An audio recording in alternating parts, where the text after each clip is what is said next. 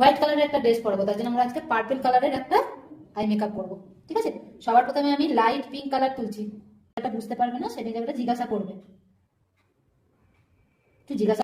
Deep colour outer কর্নারে দিচ্ছি, চোখের ভেতরে, তাই আমি এখানে কম্প্যাক্ট ইউজ করবো। একটা সিমার কালার দিচ্ছি, ডিপ কালারের ব্রাশটা। এই যে আমার ডিপ কালারের জায়গাটা ব্লেন্ড করছি ডিপ কালারের ব্রাশ দিয়ে। কালার ব্ল্যাক কিন্তু নয়, এটা ডিপ পার্পল কালার একটা।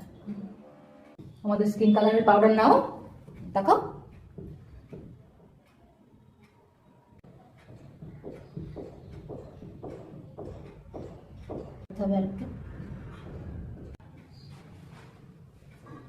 मैम অনেকে লিখে রেখেছে এই যে নাম দিয়ে।